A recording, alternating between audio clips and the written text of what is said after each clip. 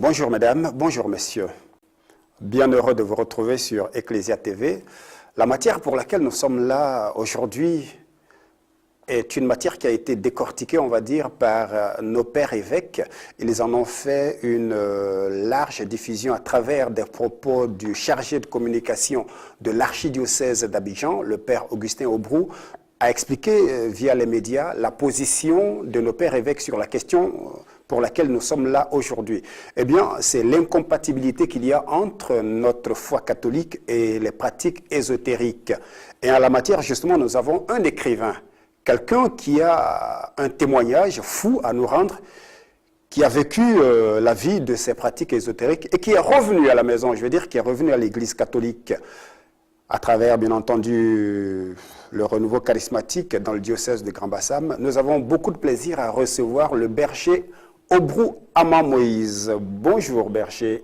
Bonjour, Monsieur Sylvain Talla, et bonjour à tous les téléspectateurs de Ecclesia TV. Je voudrais profiter pour saluer notre papa à tous, Monseigneur Paul Dacouri-Tablé, qui m'a beaucoup aidé dans mon cheminement spirituel. Et justement, quand vous parlez de cheminement spirituel, c'est que vous êtes aussi auteur d'un ouvrage, Les incompatibilités entre la foi chrétienne et les pratiques ésotériques. Et c'est votre dernier ouvrage en date, hein, parce que vous en avez écrit d'autres. Oui, j'ai plusieurs ouvrages et celui que vous citez est le second dans mon témoignage de conversion. Alors, berger Moïse, on va dire de vous que vous êtes chrétien catholique, vous êtes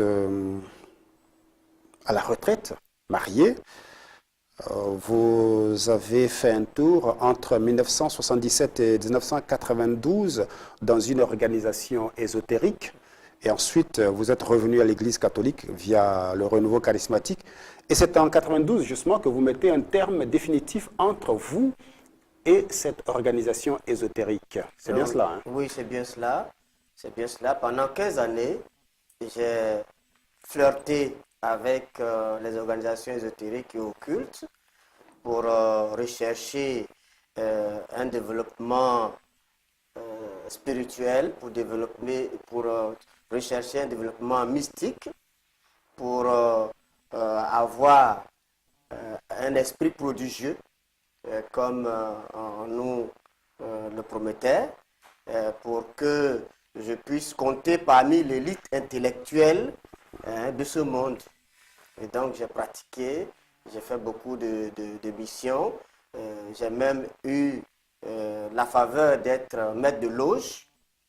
Et donc toute cette expérience m'a ouvert les yeux, m'a permis de comprendre aujourd'hui qu'il y a incompatibilité entre la foi chrétienne, catholique surtout, et les pratiques ésotériques et occultes. Justement, berger Ama Moïse, dans notre entretien avant l'émission, vous m'avez fait comprendre que le maître de loge équivaudrait un peu à un curé sur une paroisse. Ça montre à quel point vous étiez responsable et avancé dans ces organisations.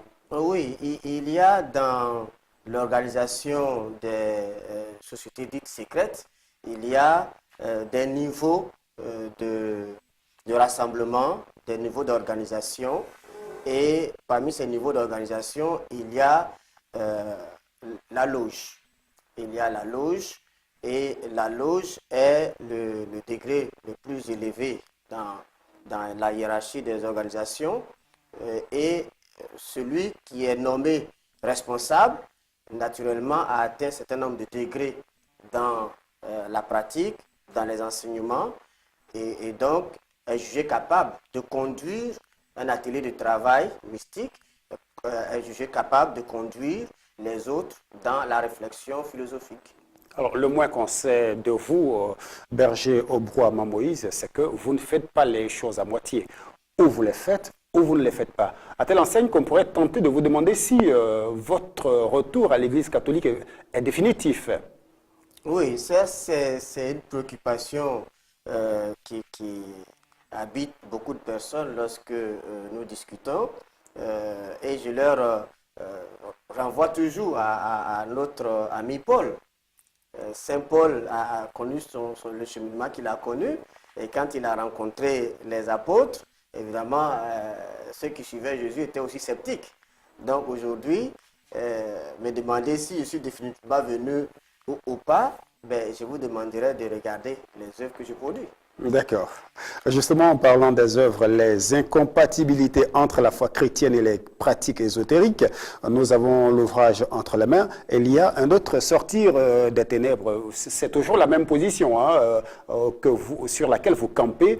Incompatibilité, parce que vous avez eu entre-temps l'occasion de 1988 à 1992. Est-ce que vous faisiez la navette entre l'organisation ésotérique et l'Église catholique? Oui, les responsables de ces sectes ésotériques nous ont toujours dit que nous pouvons, que l'adepte peut être dans sa religion d'origine et en même temps pratiquer l'ésotérisme, pratiquer l'occultisme, qu'il n'y a aucun problème.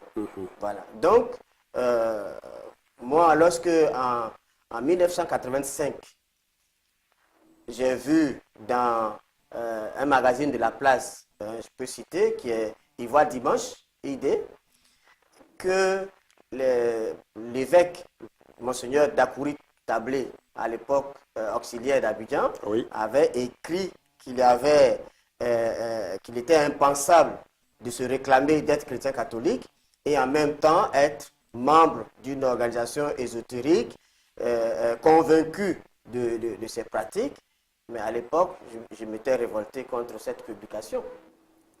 Voilà. Et même que je suis allé jusqu'à vouloir user de mon droit de réponse en tant que rosicrucien zélé à l'époque pour répondre à l'évêque en question, à Monseigneur Paul Dakouri Tablé. Qui aujourd'hui est évêque émérite du diocèse de Grand-Bassam. De Grand-Bassam et que j'ai salué affectueusement. Je l'appelle papa et je lui dis merci vraiment de m'avoir, comme on dit, ouvert les yeux. Alors, à quel moment commencez-vous à utiliser la plume pour écrire?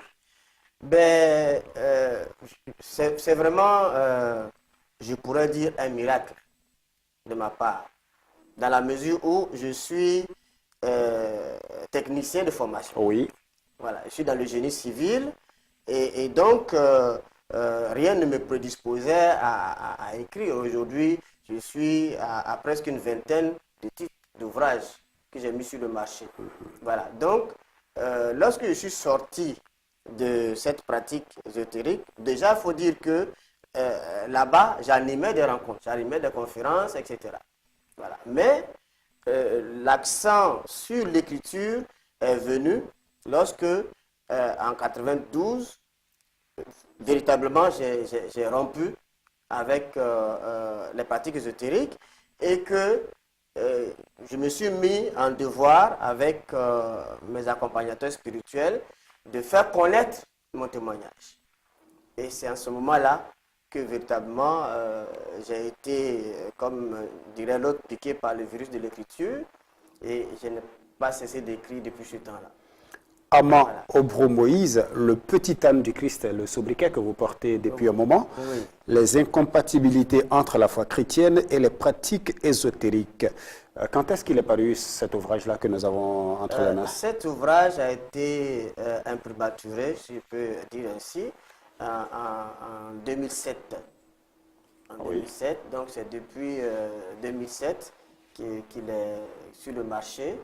Et donc, beaucoup de personnes en ont pris connaissance, mais je souhaiterais que tous mes frères de l'Église puissent lire cet ouvrage parce qu'on continue, les adeptes des sectes ésotériques et occultes continuent à nous polluer l'esprit en nous faisant croire qu'il n'y a aucun problème à aller à l'église et aller dans une loge, et même qu'on s'amuse à nous citer des personnes, des personnalités de haut niveau intellectuel, des personnalités qui commandent, qui guident les nations, etc., qui seraient membres. Et donc tout cela nous attire, nous séduit. Et donc il faut que nous puissions vulgariser le plus possible ces incompatibilités afin que les chrétiens soient informés et qu'il soit formé pour ne pas être déformé. Oui, le profane dirait à quelque chose malheur est bon, mais nous en Église, on va dire, le Christ a su vous mettre la main dessus pour vous ramener parmi ses brebis. Oui, dans les rues d'Abidjan, on dit Jésus m'a job. Oui, Voilà, donc il m'a bien job oui. et j'ai compris pourquoi il m'a job et j'essaie d'accomplir ma part de devoir. Alors, est-ce qu'on peut dire que vous, votre foi aujourd'hui, elle est alimentée par une expérience triste, entre guillemets, que vous avez vécue ailleurs, de sorte que votre retour est un retour vraiment sincère. Est-ce que ce ne serait pas une sorte d'avantage à côté de celui qui n'a été nulle part et qui est catholique? Oui, il faut dire que dans mon cheminement, j'ai compris que celui qui n'a pas d'expérience de conversion ne peut pas apprécier véritablement le degré de sa foi Oui. et le degré de sa pratique religieuse. Voilà. Comme souvent les gens le disent, celui qui a vu le lion et celui qui a entendu parler du lion n'ont pas la même manière de courir. Voilà. Le Donc, chien qui a entendu le rugissement du lion, Du lion. et celui qui l'a vu en Il train l'a de vu. rugir ne court pas à la même non, vitesse. non, c'est pas la même chose. Voilà, aujourd'hui, moi, j'ai eu je dirais, cette grâce parce que, bon, le Seigneur m'a permis, comme je dis souvent dans mes enseignements, de vivre chez Pharaon et de sortir de chez Pharaon. Je sais comment, désormais, je peux marcher parce que il se trouve que mes parents m'ont prénommé Moïse. Et Comme donc, l'autre. Oui, comme l'autre. Oui. Et lorsque je regarde l'histoire de l'autre, c'est tout comme mon histoire. Voilà. La sortie d'Égypte, toute la Oui, mission qui oui, accompagne. l'adoption Ah oui. de Pharaon et la vie dans la cour de Pharaon, hein, et puis la sortie de ce Pharaon pour une histoire banale, hein, et puis le retour chez Pharaon pour dire maintenant, cette fois-ci, libère mon peuple. Alors, il semble que votre séjour dans les organisations ésotériques, vous ne l'avez pas fait seul. Vous aviez entraîné un membre de votre famille, votre fille aînée, je suppose, hein, je pense. Non, je dirais même toute ma famille. Toute la famille, Toute ma d'accord. famille. Parce que mon épouse était également membre et ma fille aînée, comme vous dites, a été également Judith membre. Aubrou, Judith Aubrou, quoi, oui. Voilà, elle a été membre, elle a servi dans la loge également où j'étais. Et aujourd'hui, Dieu a voulu qu'elle soit auprès de lui. Ah, d'accord. Voilà, Et à son donc, âme, oui. qu'elle repose dans la paix. Et donc, autour de moi, tous ceux qui me connaissaient à l'époque, bon, ont été aussi entraînés à ma suite à être membre. Et aujourd'hui, je leur dis que je m'étais trompé. Et s'ils se sont trompés avec moi, je voudrais qu'ils changent de chemin parce que les pratiques ésotériques, ce n'est pas le chemin du salut. D'accord. Un ouvrage d'à peu près 117, 118 pages, 120 pages que vous nous proposez. Je regarde la table des matières et je vois qu'il y a jusqu'à combien de chapitres? Il y a 4 chapitres. 4 chapitres. 4 grands chapitres. Voilà, 4 grands chapitres, dont le deuxième, surtout, qui parle des vous parlez des incompatibilités. Voilà. Et aussi, vous faites allusion en première position à la crucifixion de Jésus, qui est le fondement de notre foi. Ah oui. Ensuite, oui, allez-y, faites un petit commentaire là-dessus. Oui, parce que lorsque je parle d'incompatibilité, naturellement, il y a des éléments d'incompatibilité. Oui. Voilà. Et un des éléments d'incompatibilité, c'est la crucifixion de Jésus. La Bible, l'Église nous enseigne que Jésus, vrai homme, a subi une atrocité Oui. de par ses C'est bourreau. bourreaux. Oui. et il a été condamné à mort, cloué sur une croix, Mort. suspendu entre ciel et terre. Oui. On lui a planté une lance dans le côté Pour vérifier qu'il était bel et bien et mort. Jésus a rendu l'âme Oui. sur la croix. Mhm.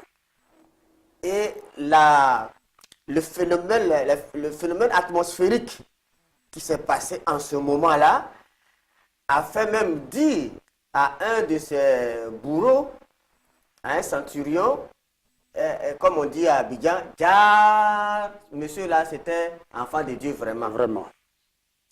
Ouais. Mais il se trouve que dans les organisations ésotériques, Sans oublier la résurrection qui s'en est suivie. oui, Hein. oui, bien sûr. Mais on n'arrive même pas là. D'accord. Hein, déjà, au niveau de la crucifixion, on reconnaît, ils reconnaissent par des ouvrages, hein, des ouvrages qui sont sur le marché, que Jésus a effectivement été condamné. Il a été effectivement cloué sur la croix, mais il conclut que Jésus n'était pas mort, qu'ils ont eu le temps de le descendre de la croix, de le réanimer et de lui permettre de vivre sa vie normalement et d'avoir d'autres vies. Je comprends une vie qui serait cachée pour nous, puisque après, pour nous, après la mise à mort, il a été ressuscité et il est monté au ciel. L'Église Or, s'il dit se trouve qu'il y a Jésus eu... est mort, il a été enseveli, il a été enterré, comme on dit, Oui. et il est ressuscité, glorifié, et il a rencontré ses apôtres à qui il a donné des instructions, et Jésus est monté au ciel. C'est Alors, ce que nous célébrons. Oui. Voilà. Et donc, quand on a vécu une telle expérience et qu'on revient à la maison, c'est pour être véritablement un berger comme vous l'êtes aujourd'hui. Hein? Bien, être berger, naturellement, c'est dans le mouvement. Oui, je veux dire, un berger, c'est quelqu'un qui conduit les autres. Hein? Oui, bien sûr. Je veux bien être ce berger-là qui éclaire les autres, qui conduit les autres, qui oriente les autres. Et c'est pour cela que Dieu merci, j'ai eu ce don d'écriture et j'ai écrit et Dieu merci également, l'Église atteste de ce que j'ai écrit. Voilà, parce que tous les ouvrages de mon témoignage ont reçu l'imprimature de l'Église. Ça veut dire que, comme je disais à quelqu'un, je suis un écrivain, mais je n'écris pas dans le vin. Et je n'écris pas en vain non plus. C'est bien dit. Voilà. Alors, quand vous dites dans la deuxième partie, la miséricorde de Dieu et la foi, et la loi plutôt du karma, est-ce que vous voulez dire que la miséricorde de Dieu a été pour vous un élément qui vous a permis de revivre votre foi catholique? Est-ce que vous aviez peur à un moment donné qu'en revenant à l'église catholique, vous ne soyez pas pardonné ou que vous ne soyez pas accepté? Je dirais que oui et non. D'accord. Voilà, oui et non. Oui, parce que dans tous les cas, quelqu'un qui sait qu'il a fauté veut bien que son père ou la personne vers qui il a fauté puisse lui accorder le pardon. Oui. Voilà, donc à ce niveau-là, il n'y a pas de problème. Maintenant, là où je mets, disons, en comparaison ou en parallèle la miséricorde et le karma, c'est pour expliquer justement l'incompatibilité qu'il y a entre les deux notions. Alors, justement, on va déjà partir avec une sorte de définition des deux notions, Voilà. principalement celle du karma. Hein. Voilà, alors la miséricorde, bien entendu, tout chrétien sait que c'est le Père qui accorde ses faveurs à l'enfant qui, à un moment donné, était en rupture de ban. Oui. De l'autre côté, il y a ce qu'on appelle le karma, qui est donc une notion développée par les pratiquants de l'ésotérisme, qui veut tout simplement dire une loi de compensation. C'est une loi de compensation. De manière grossière, Ça veut dire que si vous, Tala, monsieur Tala, si vous avez giflé quelqu'un, il est naturel que la personne vous gifle. Ah, d'accord. Un peu l'Ancien Testament. Hein? Oui. Oui.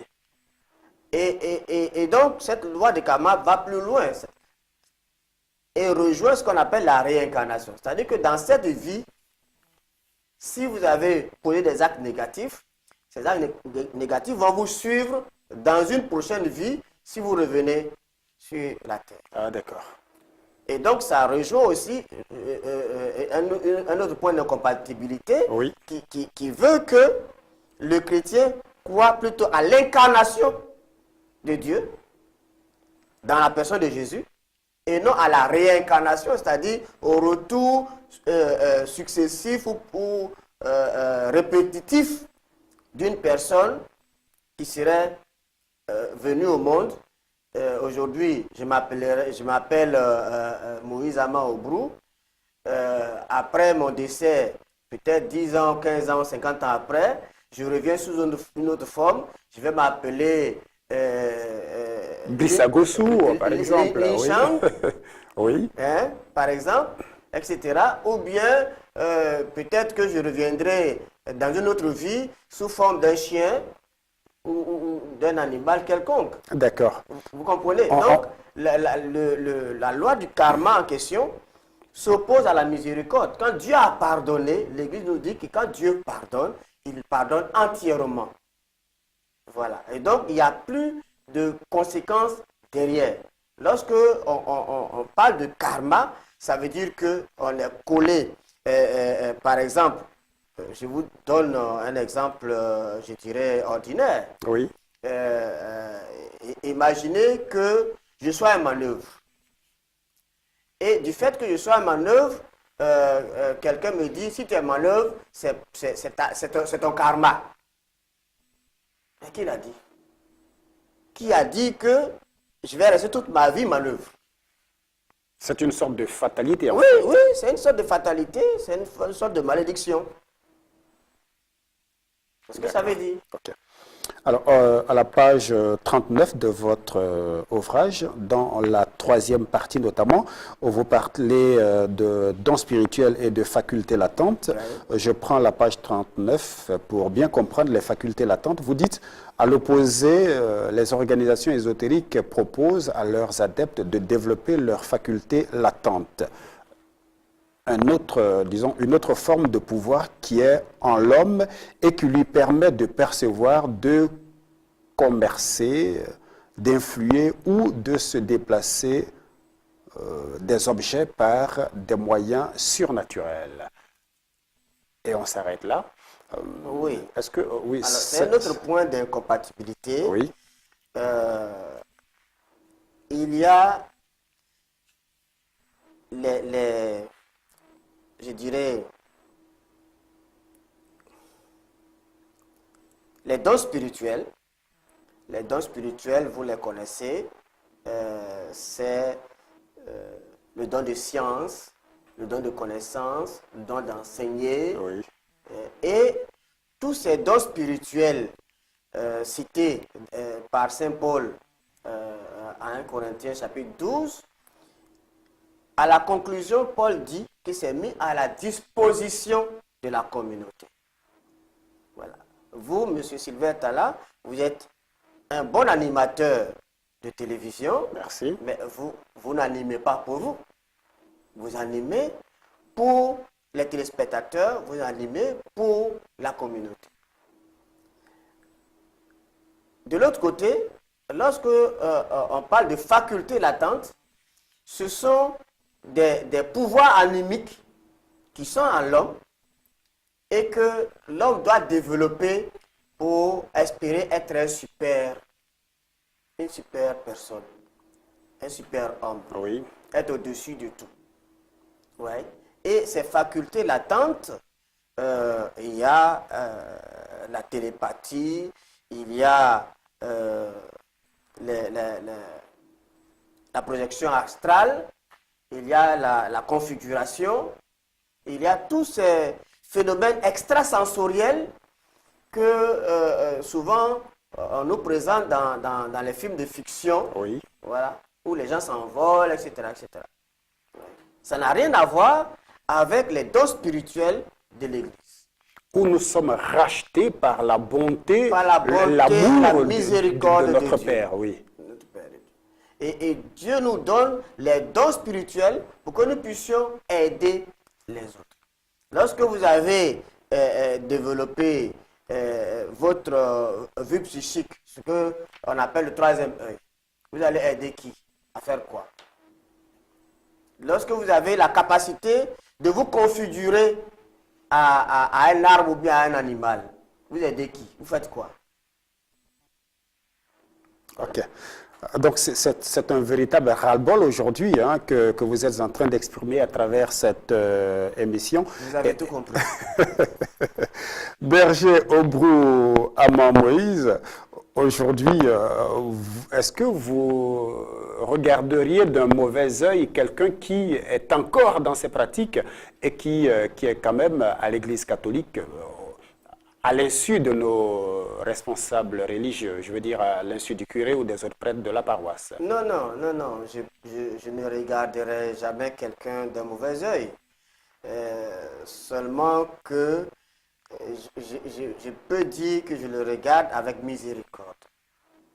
Voilà, je le regarde avec miséricorde et je dis, il ne sait pas ce qu'il fait. Comme le Christ l'a dit, il ne sait pas ce qu'il fait, il ne sait pas en quoi il s'est engagé. Voilà. Mais naturellement, personne ne peut aller contre la liberté de quelqu'un. Le Christ lui-même ne va pas contre notre liberté. Donc, c'est à nous de faire le choix. C'est à nous de faire le pas. Et le bon choix et le bon pas. Et c'est pour ça que justement, je mets toute mon expérience à la disposition de mes frères pour qu'ils sachent ce qui se passe et ce qui s'est passé dans ma vie et ce que je leur propose. Une expérience qui justement vous conduit à écrire aujourd'hui pour décrier certaines choses que vous avez vécues et qui ne conviennent pas à la foi catholique. Pour les minutes qui nous restent, on va parler de la possibilité qu'on a d'avoir cet ouvrage. Où est-ce qu'on le trouve? Cet ouvrage est distribué par la librairie Carrefour Siloé. D'accord, c'est à Cocody, près de la paroisse Saint-Jean. Saint-Jean, oui. Et donc, c'est la seule adresse. D'accord. Voilà, pour le moment, c'est la seule adresse. Vous vous adressez à la librairie Carrefour Siloé. Vous avez tout. Il y a tout un rayon où il y a les publications du berger Moïse Amon. Est-ce qu'une minute vous suffirait pour votre mot de fin? Oui, comme mot de fin, je voudrais inviter mes frères, disons mes co-religionnaires, à faire un discernement. C'est un travail de discernement. Je ne vous oblige en rien. Je vous demande simplement de discerner et de voir ce qui correspond à votre foi. Parce que celui qui est dans une pratique ésotérique n'a pas de foi. Il expérimente tout, il essaie tout, et tant qu'il n'a pas expérimenté, il n'accepte pas pour vrai. Or, quand on est à l'Église catholique, on est dans la foi, on fait confiance en Dieu, on fait confiance au Christ, et le Christ nous conduit. Donc, ce que je voudrais vous laisser comme message, c'est de pouvoir découvrir mon témoignage et de vous laisser instruire. Et à partir de cette expérience, de changer de comportement, de changer de pratiques religieuses, afin que votre vie soit équilibrée. Voilà. Nous vous disons merci à vous, berger Obrou Ama Moïse. Merci d'être venu à notre émission. Eh bien, cet ouvrage que je vous présente, vous le trouverez bien à la librairie Carrefour Siloué Cocody Saint-Jean. Et c'est sur ces notes que nous vous disons merci d'avoir prêté un peu d'attention pour cette émission. On vous retrouvera certainement avec beaucoup de plaisir pour d'autres entretiens relatifs à d'autres ouvrages. Quoique la question n'ait pas été exhaustive, ne nous en tenez pas rigueur. Portez-vous bien et à bientôt.